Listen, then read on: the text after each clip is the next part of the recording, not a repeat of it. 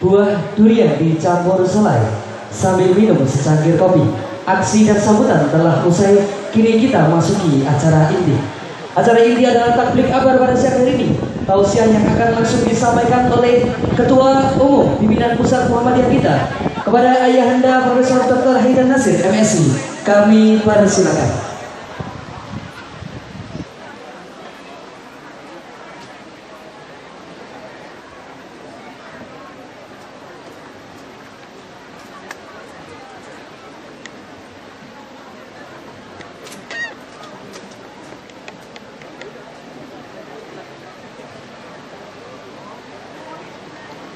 Assalamualaikum warahmatullahi wabarakatuh. Hamdan wa syukran lillah wa nusalli wa nusallimu ala Muhammadir Rasulillah wa ala alihi wa sahbihi wa mawala. Yang saya hormati Bapak Camat, Pak Kapolres, Pak Dan Ramil, Ketua Majelis Ulama, Ketua Pimpinan Cabang Muhammadiyah Kecamatan Leru,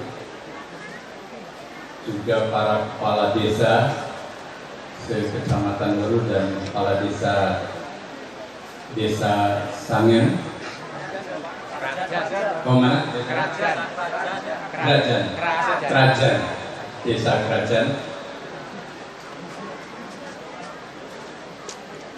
pimpinan daerah Muhammadiyah bersama segenap anggota, juga ada tokoh kita Pak Basuki Haryono, Mas Bakrun, Muhammad Bakrun, Doktor, serta para pimpinan, tamu undangan dan hadirin yang kami muliakan. Lebih khusus kepada Mudir Pondok Modern Muhammadiyah Sangen, Ustadz Saifuddin, bersama seluruh santri. Alhamdulillah pada siang hari ini saya bisa hadir di tempat yang menjadi kebanggaan kami, di Pondok Pesantren Modern Muhammadiyah Sangen, bersama seluruh keluarga besar dan masyarakat yang rauh pada siang hari ini.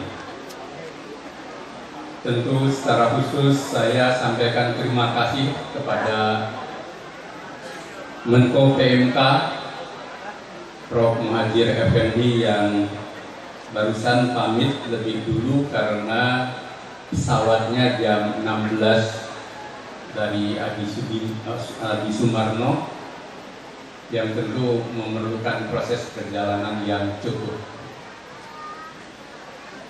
Saya merasa bangga dan sekaligus juga tahniah atas kehadiran Pondok Pesantren Modern Muhammadiyah Sangen yang berusia 5 tahun dan hari ini milad yang kelima.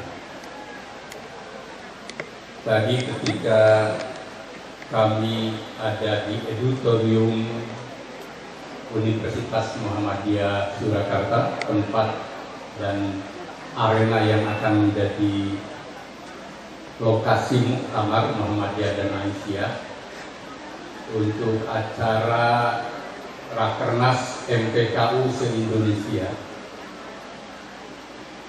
Pak Menko juga hadir, dan setelah selesai acara tahu saya akan ke sini, beliau justru saya ingin bersama datang ke sana.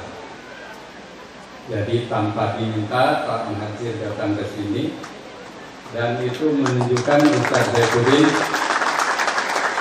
bahwa perjumpaan pertama yang dulu itu sekaligus juga doa, sehingga tanpa diminta akhirnya beliau bisa hadir bersama kita biarpun tidak bisa sampai selesai. Beliau juga ketua PP Muhammadiyah yang membidangi pendidikan. Karena itu saya percaya nanti bersama Pak Bakrun setelah pulang dari sini juga ada agenda bagaimana menindaklanjuti apa yang telah beliau sampaikan tadi. Tentu sudah mafhum semuanya. Pak Camat dan hadirin yang kami muliakan, juga penghargaan yang tinggi karena dalam usia 5 tahun pondok pesantren ini telah bertumbuh dari 600 meter menjadi 15.000 meter. Kemudian bangunannya juga luar biasa, tentu nanti akan terus bertambah.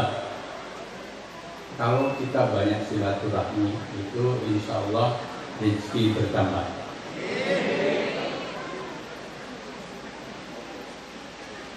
Man sya'a man arada ayyubsata lahu fi rizqihi wa an yunsa lahu fi atharihi falyasil rahimah. Dan dipanjangkan asarnya, asar itu jejak hidup, bukan ajal atau usia. Jadi kalau kita beramal kebaikan, hatta ketika kita sudah meninggal, maka kita akan dikenang dengan kebaikan itu. Itu disebut dengan alfa, jejak hidup. Dan yang kedua diberi rezeki Allah. Juga bangga dengan tapak sucinya yang tadi juga ada paduan suaranya, ada yang qiraat, ya.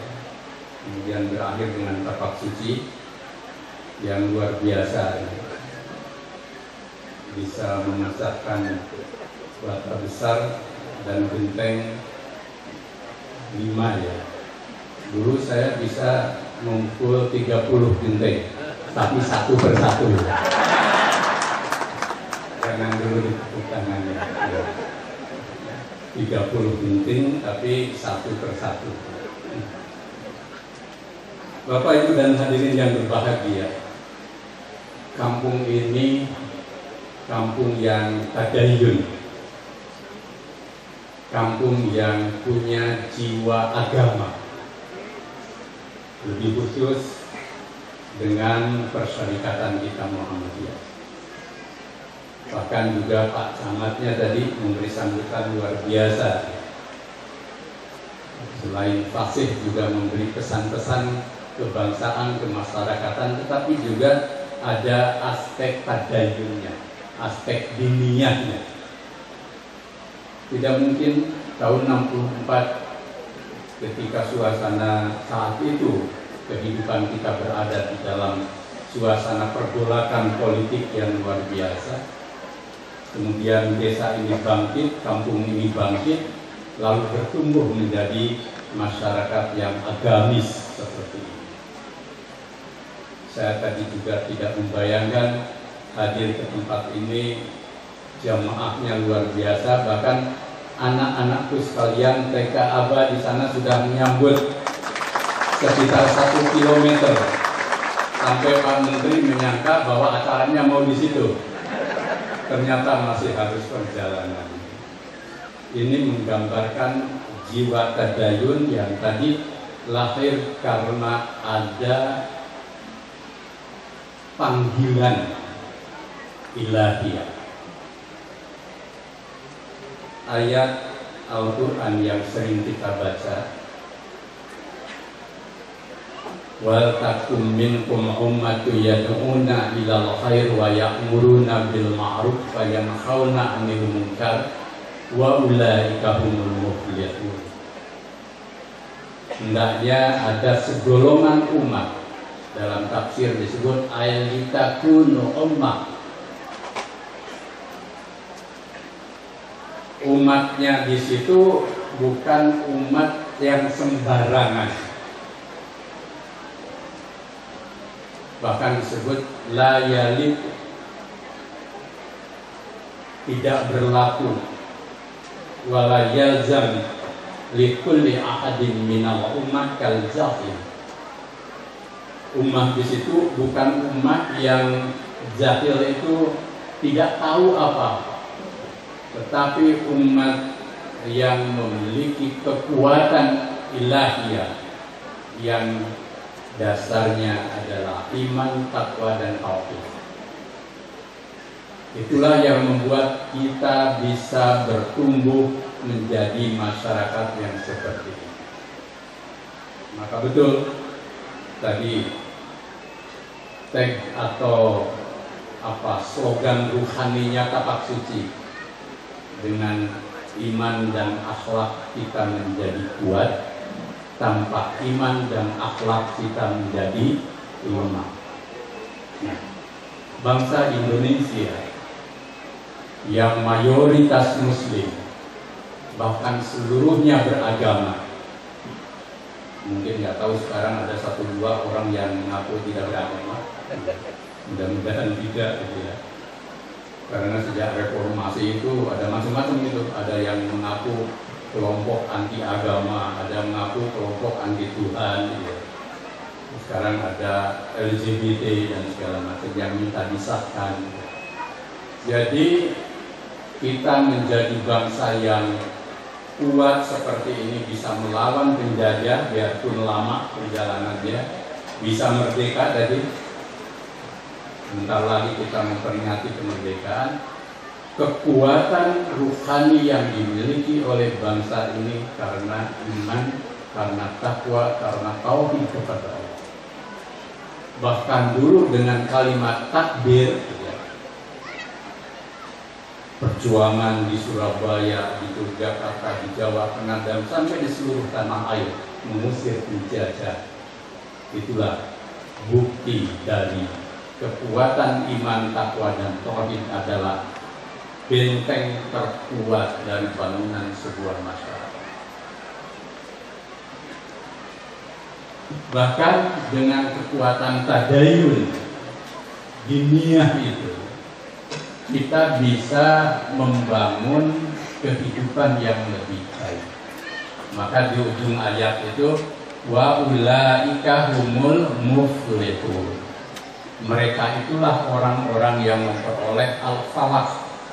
Al-falah itu keberuntungan, al-falah itu kejayaan, al-falah itu kemenangan. Jadi kita akan menjadi masyarakat yang memperoleh kebahagiaan, kemenangan, dan kejayaan jika kita menjadi segolongan umat yang yad'u ilal khair, mengajak orang pada kebaikan, termasuk mengajak pada al-Islam. Yang kedua, wa yanhauna 'anil munkar wa ya'muruna bil ma'ruf. Menyuruh orang pada hal-hal yang ma'ruf. Yang ma'ruf itu kebaikan yang diajarkan agama maupun kebaikan yang dipandang baik oleh masyarakat dan sudah menjadi kebiasaan kita yang baik. Saling membantu, saling bersapa dengan bahasa sendiri-sendiri, di samping ada assalamualaikum gitu kan, itu kebaikan al-ma'ruf. Tapi juga karena selamanya hidup itu kan tidak selalu baik dan lurus, baik kita pribadi, masyarakat, keluarga, bangsa, itu ada bengkok-bengkoknya begitu, ada menceng-mencengnya, ada bahkan ada yang menyimpang. Nah, disitulah kita Muhammadiyah dan kaum muslimin maupun umat beragama wa yanhauna 'anil munkar, mencegah kemungkaran itu terjadi. Kalau sudah terjadi, ya kita lakukan dengan cara-cara yang ma'ruf, cara-cara yang baik, termasuk lewat hukum. Usahakan agar tidak terjadi. Nah, itulah yang membuat kita ini bisa seperti ini. Tapi masyarakat itu berubah, kehidupan itu berubah. Bapak Ibu sekalian, sekarang ini masjid bisa terus penuh. Orang masih mau ke pondok pesantren, ke sekolah dan sebagainya. Alhamdulillah, karena satu sama lain ada sekolahnya, ada pondok pesantrennya, ada masjidnya, dan ada yang memberi contoh. Tapi ketika perubahan itu terjadi, lama-kelamaan masjid jadi jauh, sekolah jadi jauh, pengajian makin jauh, makin langka. itu bisa terjadi. Karena itu maka peran pondok pesantren sebenarnya menjaga, merawat, dan melanjutkan agar nilai-nilai tadayun, nilai-nilai diniyah, nilai-nilai agama itu tetap hidup di masyarakat. Muhammadiyah sejak 1 Desember 1911 mendirikan Madrasah Diniyah Al-Islamiyah yang menjadi cikal bakal dari sistem pendidikan Islam modern. Sesungguhnya juga niatnya itu. Ya, Dahlan mendirikan Muhammadiyah itu niatnya karena itu. Menjaga nilai-nilai agama agar tetap hidup menjadi fondasi kita bermasyarakat, berbangsa, dan bernegara. Yang kedua, Bapak Ibu sekalian, masyarakat bisa maju itu juga karena ilmu. Bahkan dalam Al-Quran banyak sekali bertebaran ayat yang menyuruh kita mencari ilmu, berpikir, tafakkur, tadabbur, tanadzur. Yarfa'illahu alladhina amanu minkum walladhina utul ilmi darajat. Orang akan memperoleh derajat yang tinggi jika dia beriman dan berilmu. Dulu kebangkitan nasional sebagai bentuk dari pergerakan melawan penjajah dengan cara modern itu karena apa? Anak-anak Indonesia termasuk yang muslim itu berilmu, belajar ilmu. Akibatnya apa? Kita tahu cara mengorganisasi diri melawan penjajah dengan cara yang modern. Bikin organisasi lalu kita bisa merdeka. Juga dengan ilmu kita bisa membangun kehidupan yang lebih baik. Bapak Ibu sekalian, ketika Nabi, nah ini hijrah kan, ketika Nabi hijrah ke Yasrib, setelah begitu memperoleh tekanan, siksaan, perlawanan, ancaman di Mekah, beliau memulai hidup baru dengan hijrah. Apa yang dilakukan Nabi setelah hijrah?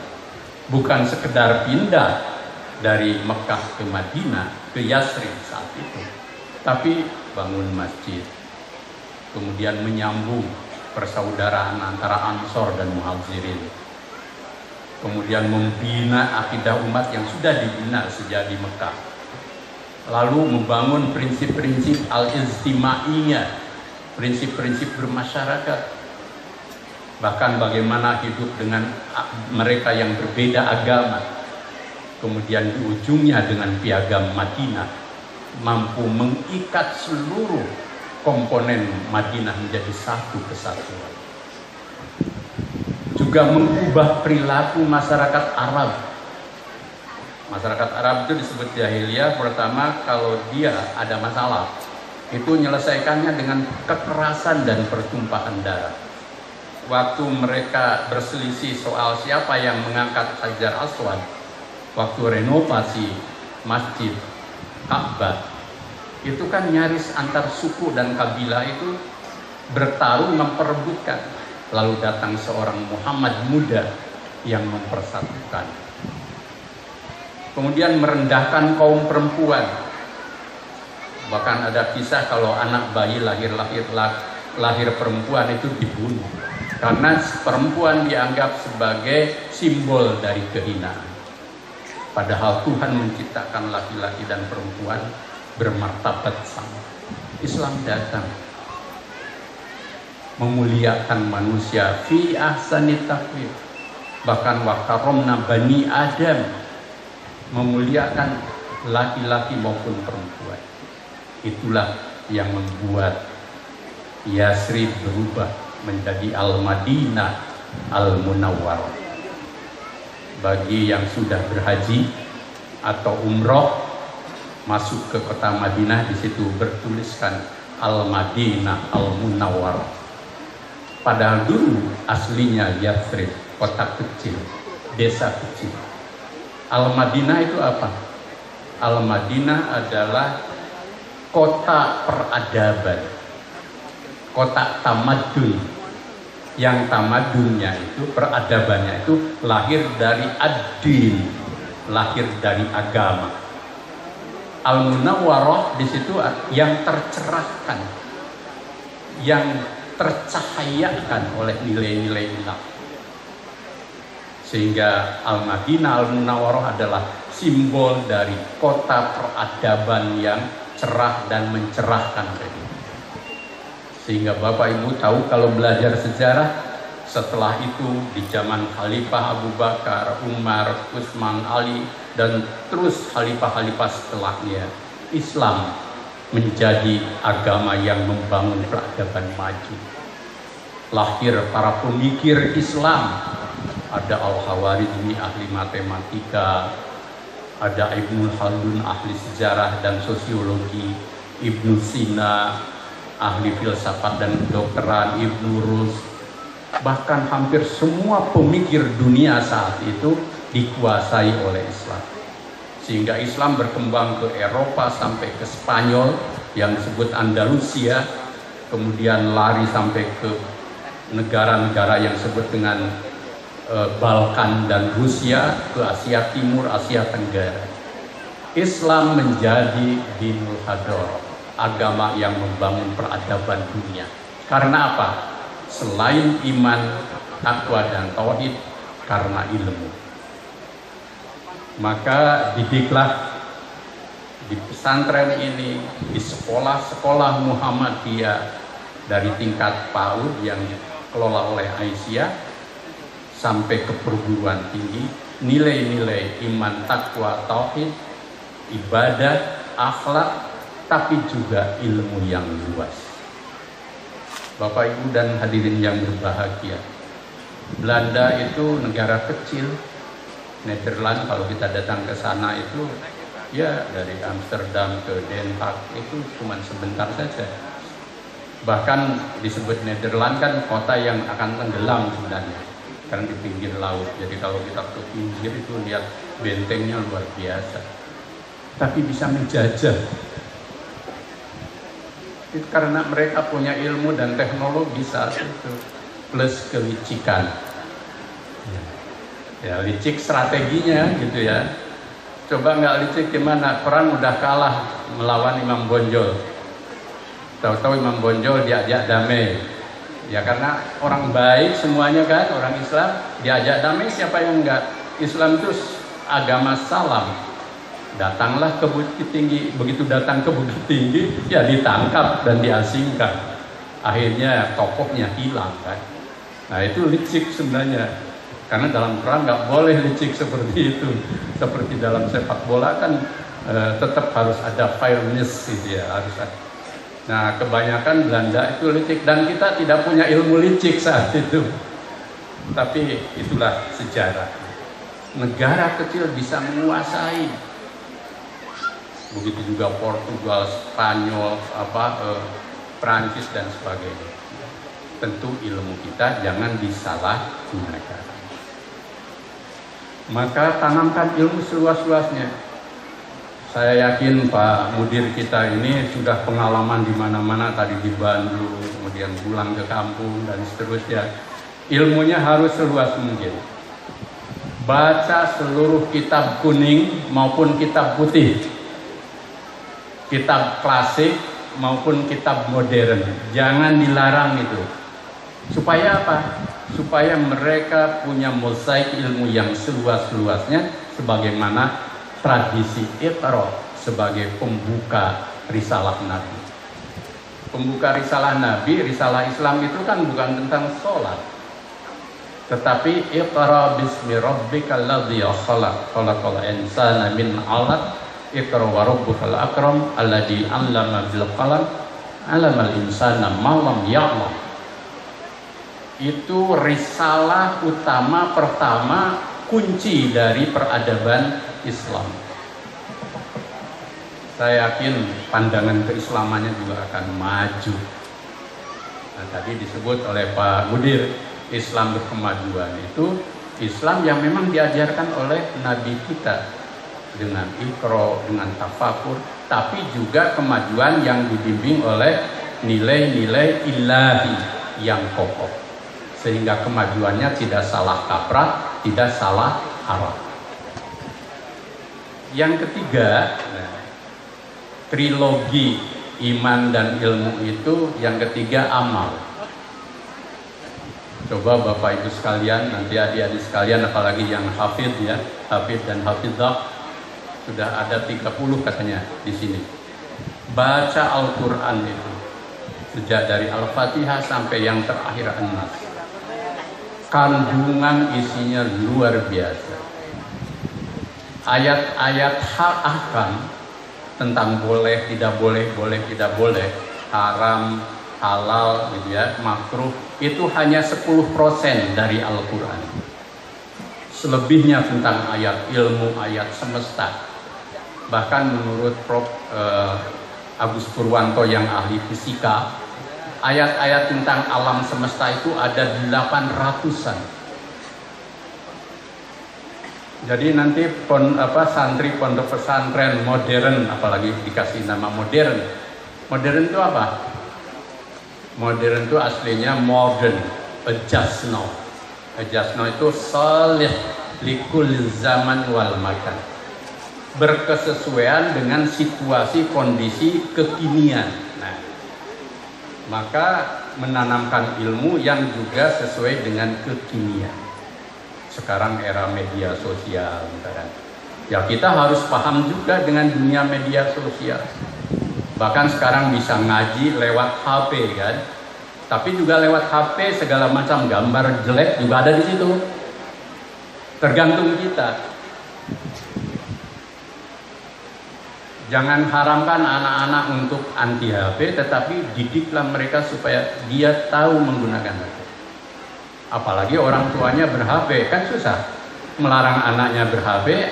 Orang tuanya dari bangun tidur sampai tidur kembali pakai handphone. Dulu kalau istrinya atau suaminya tertinggal ribut, sekarang tertinggal HP-nya yang ribut gitu kan. Jadi gunakan handphone ini secara positif. Nah itu perlu ilmu juga. Dan jangan sebaliknya, handphone menjadi tuan dari kita, memperbudak kita. Kalau pas mau tidur, tidur. Bangun tidur ya selain sholat, kemudian jangan kemudian belum apa-apa sudah ber-HP. Itu namanya kita diperbudak oleh HP. Saya belajar untuk tidak seperti itu. Kalau sudah pas waktu tidur saya lupakan handphone. Bangun tidur tidak saya buka HP. Sampai nanti jam 7 pagi baru saya buka. Jadi mohon maaf kalau ada yang ber-HP subuh-subuh itu tidak saya respon. Apalagi kalau dini hari pas sholat tahajud sekaligus ngasih tahu saya sedang tahajud lebat. Karena apa? Karena tergantung kita semua. Ilmu kita luaskan supaya bisa menguasai media sosial untuk kepentingan dakwah.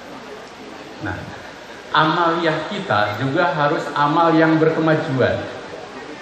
Tadi saya diberi kabar oleh Pak Basrun, juga oleh Ketua Pimpinan Daerah Pak Wibowo, betapa banyaknya amal usaha di Sukoharjo maupun di Kecamatan Weru ini.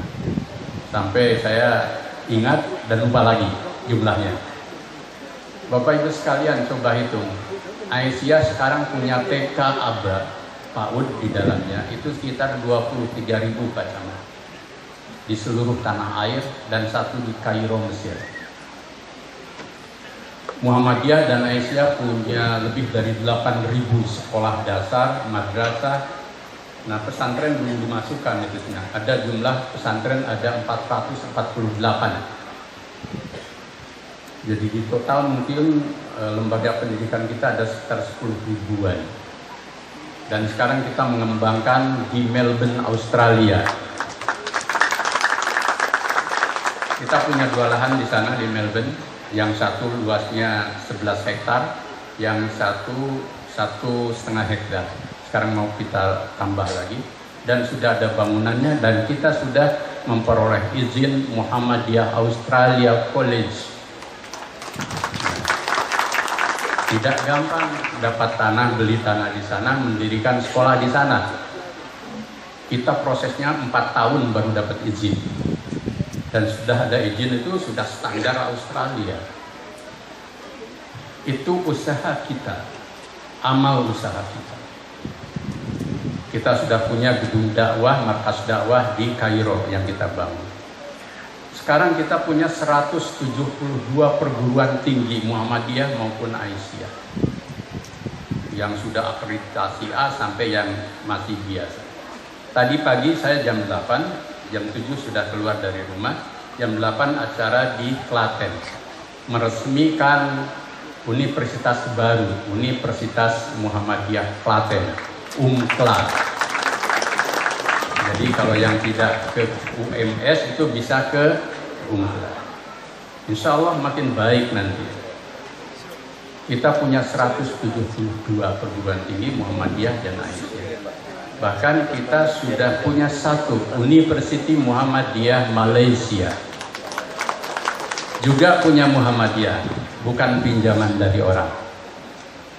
Insya Allah kita akan terus memperluas amal usaha kita. Bahkan Aisyah sekarang punya 3 universitas, sehingga disebut satu-satunya organisasi perempuan Islam bukan hanya di Indonesia, bahkan di dunia yang punya universitas. Nah, kenapa kita bikin itu?